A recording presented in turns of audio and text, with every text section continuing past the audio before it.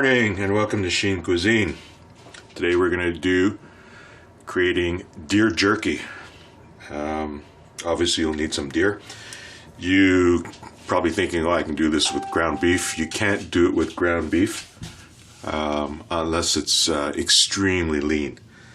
It's just like Billy Crystal said, the mutton is lean. Well, this, if you go for ground venison, it will be lean. Generally. What we have here is 3 pounds of ground venison.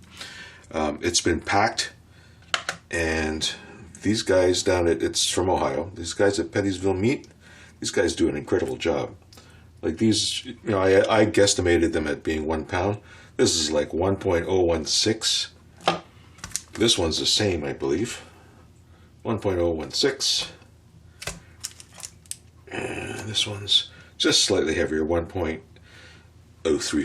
So we have 3 pounds, let's call it, of ground venison. I've defrosted it because it comes up frozen, and I'm just letting it sit, come up to, I let it sit, come up to temperature a bit. Things you're going to need, you need some sort of jerky cure and seasoning. The cure is what makes it not go rancid and bad on you. This will still have to be refrigerated. This is not the type of jerky that will last forever in your back pocket. And then there's some sort of seasoning in there too to add some sort of flavor. So this one's a Cajun blend, and you can always spice it up if you want. I'm going to add probably some crushed chili peppers that I grew a couple of years ago. So you need that. You'll need a bowl. You'll need some utensils, a bit of water, and you're going to see the cure for my package looks like this, and the seasoning, obviously it says seasoning on it too. This one probably says cure, very faint. You need add a bit of water too. There will be instructions that come with the package of cure, right? And it covers different types of meat you're going to be using, because if you're using it from muscle meat, you're going to be slicing it, right? So that's not what we're doing here. This has already been ground. And if you're going to do it from ground meat, there's another section here. There's making jerky meat snacks from all ground meat. I'm going to be doing 3 pounds. So it tells you here how much you need. It's 2 tablespoons and 1.5 teaspoons of the seasoning, and then 2 tablespoons of the cure. And then up here it tells you 1/4 cup of ice water per pound of meat. Just move to the side. Instructions say you can flatten this out between 2 pieces of plastic wrap, hit it with a rolling pin, and then slice it up. I find it easier to use a jerky, and I'm not going to say GUN, a jerky machine, pumper, cocking, jerky shooter type device, jerky shooter, whatever you want to call it. I got this at probably Bass Pro, right? And it's pretty simple use. You just load the thing up. It's just like if you've ever used a cocking gun. It's exactly like using a cocking gun. Load your mixed up jerky inside the end. Screw this baby on. And then you just start doing that, and jerky will shoot out the other end. This one's rare. Right now it's wearing a tube. I'm going to change it to a flat one, like that. So it'll come out in inch-wide strips. Okay, so we're going to unpackage this and get to mixing it up. I want to show you how that's done, and then it's going to have to sit in the fridge for a few hours.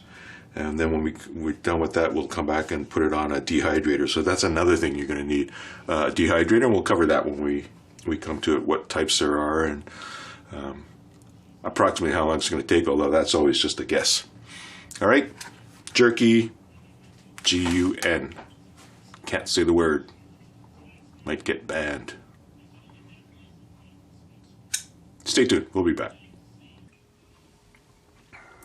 Okay, we're back. We're all prepped, ready to go. Again, I have 3 pounds of ground venison here. I have 2 tablespoons plus 1.5 teaspoons of the jerky seasoning. That just adds the flavor. And I have 2 tablespoons of the, you can read it for yourself if you don't believe me. I have 2 tablespoons of the cure.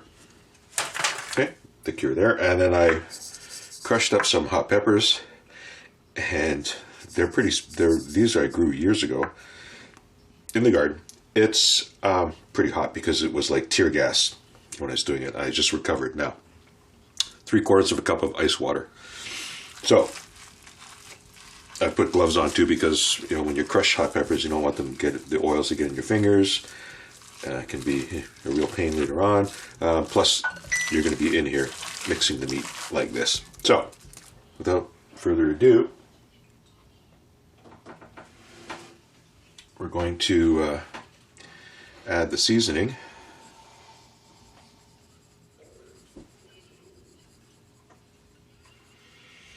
And we're going to add the cure, and then add the seasoning.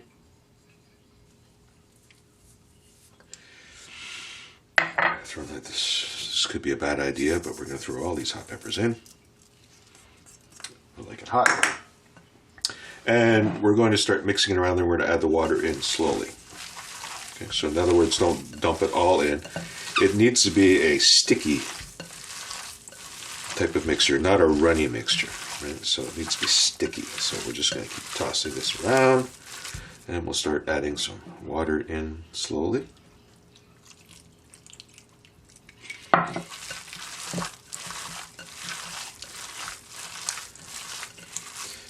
You can use ground turkey too if you want, I guess. Anything with very little fat. Fat makes, when you put it on a dehydrator, makes things go rancid. So you don't want that.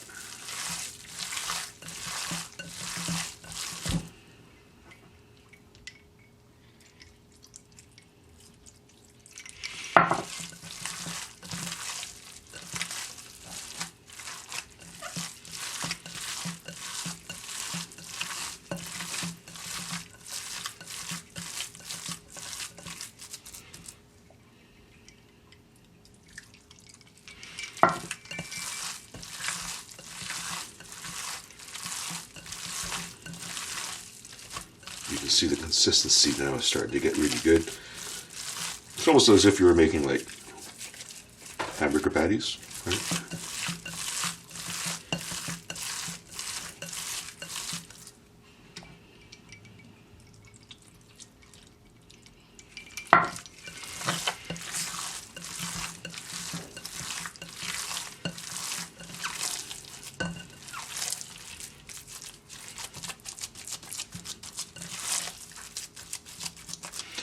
I don't think it's going to need all of the water. Seems pretty mushy to me. So, we're going to call it at that. One final mix, and then we're going to cover it and let it sit in the fridge.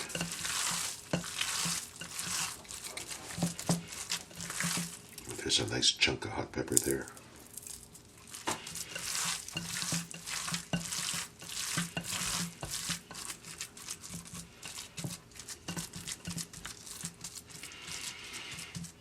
Okay, we'll cover this, and then it's going to go in the refrigerator for about 3 to 4 hours.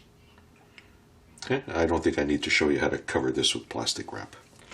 Alright, stay tuned. We'll be back in a few hours.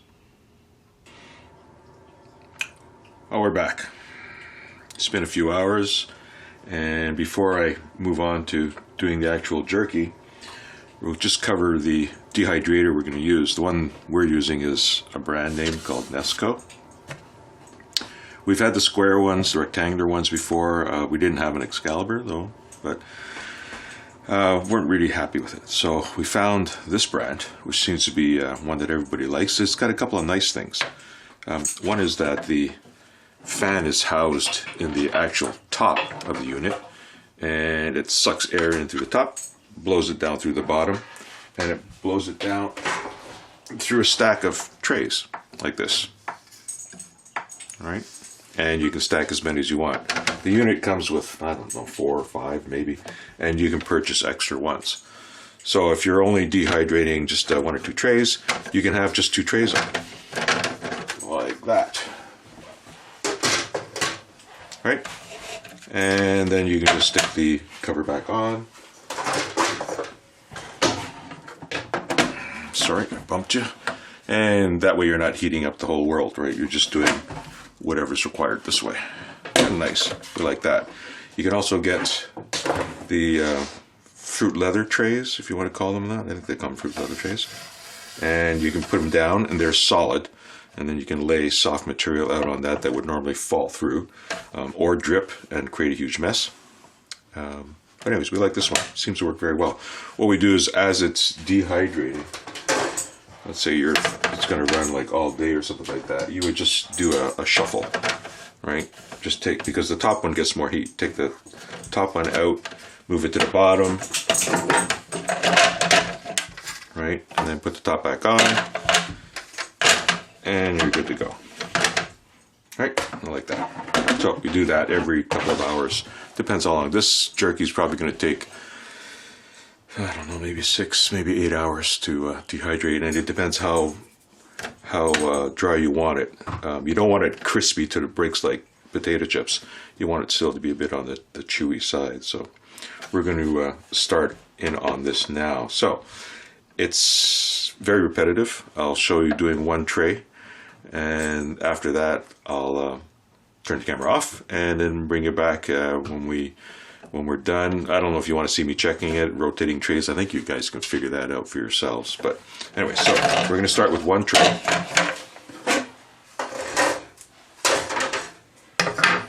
Like that. And because it's round, I typically lay strips out this way and then try and fill it in. There's a bit of waste of space, but you don't want to pack things in too tight. It's better to have more trays with fewer things on them than to have fewer trays but everything packed in and touching. That's the big problem. So let me just chance here. I'm gonna glove up. All right, here we have the jerky mix after it's been sitting for a while. We've got the flat nozzle. Dog's groaning. That we fasten onto the nozzle end of the Jerky GUN. And then this item, if you've got the plunger all the way down, you need to just get it back into the rearmost position. Just hold this little lever down with your thumb and just give it a pull back. How you load this, it's up to you. You're going to be reloading it multiple times. I'm going to show you how to do 1 tray, not even 1 tray, closer tray, and I'll speed it up so you don't get bored or fall asleep on me. Fill it up like this. It's just like running a caulking gun, except caulking gun you normally buy the tubes pre-filled. In this case, you're doing it yourself.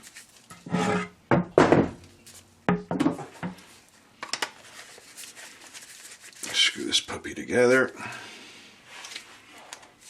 If you want, you can adjust the angle of the nozzle too, like that. Get a tray. Don't put anything on the tray. In other words, don't spray anything on it. Like, you want to avoid fat as much as you can. Greases and oils and that type of thing off of your jerky.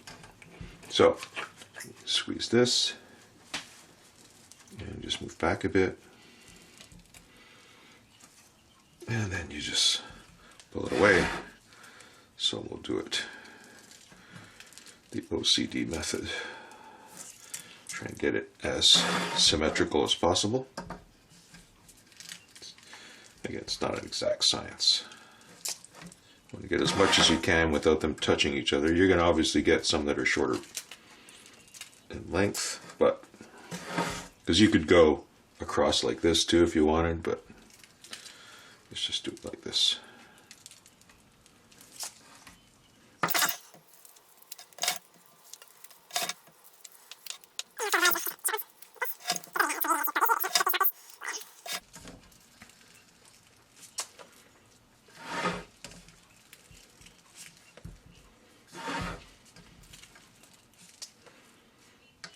This.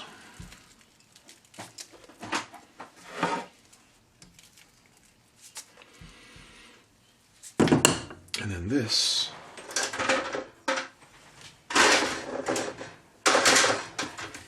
will go into the bottom unit, the tray part, just like that. And then we'll keep going. This will keep building up until we have a stack, maybe this high, maybe higher. We have two of these dehydrators, so if I run out of space on one, I'll just do it on the other. So that's it. After this, I'm going to put it in the dehydrator and just wash my hands before I contaminate the top of the dehydrator. Get them off.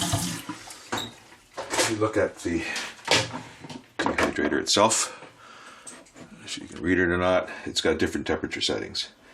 And over here it's got what you're doing for meats, fish, and jerky. You cook it at the top speed, right? Warp 10, 160 degrees Fahrenheit. For us metric people, it's 71 Celsius.